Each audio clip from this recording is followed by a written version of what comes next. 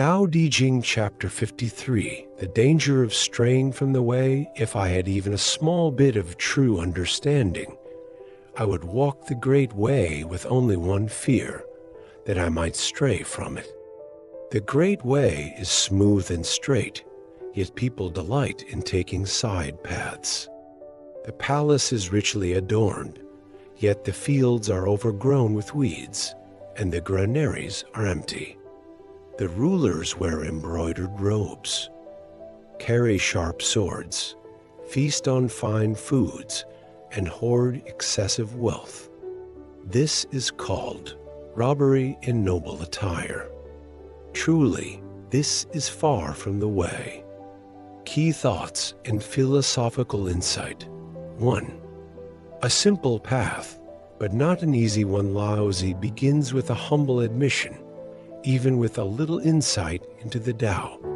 He fears only one thing: departing from the path. This shows how easy it is to lose one's way, even when the way is clear. The Tao is not hidden or complicated. It is plain, direct, and accessible. Yet people, especially those in power, tend to deviate, lured by personal gain and shallow desires. This chapter warns us that knowing the way is not enough.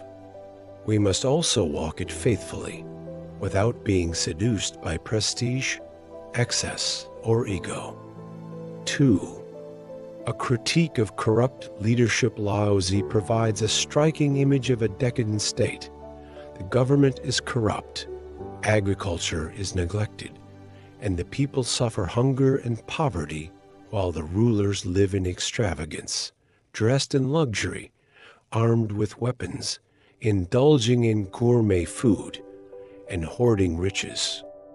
This is not just a moral failing, it is a betrayal of the Tao. Laozi uses strong words here. Such leaders are like bandits in silk robes, cloaked in dignity, but driven by greed. His critique is timeless. Leadership that strays from simplicity, humility, and service becomes predatory and harmful. The more rulers distance themselves from the people and the natural order, the more they invite instability and injustice. 3. The Tao as moral compass. This chapter reaffirms the Tao as a guide for ethical living. The way is not merely a mystical force, it is also a moral path, one that promotes balance, fairness, simplicity, and harmony. To follow the Tao is to reject excess, arrogance, and abuse of power.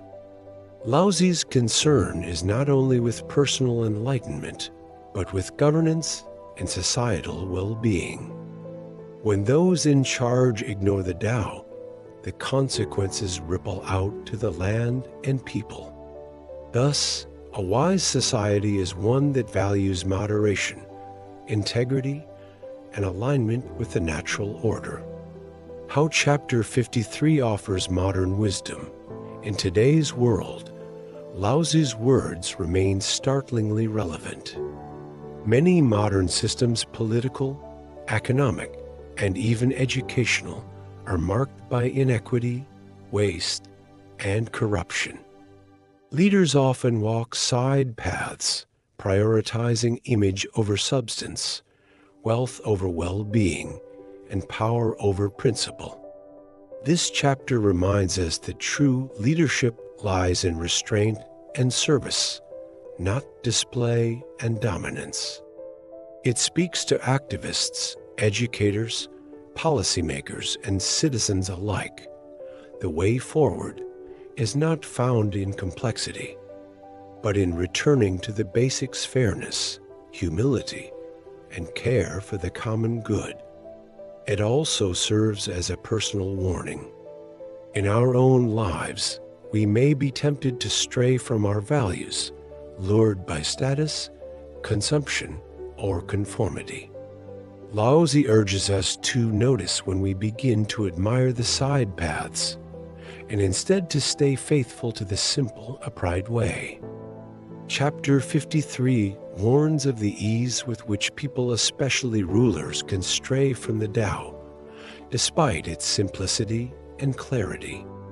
Laozi critiques those who live in luxury while their people suffer, calling such behavior a form of moral robbery. He reminds us that true alignment with the Tao requires humility, restraint, and a focus on the common good.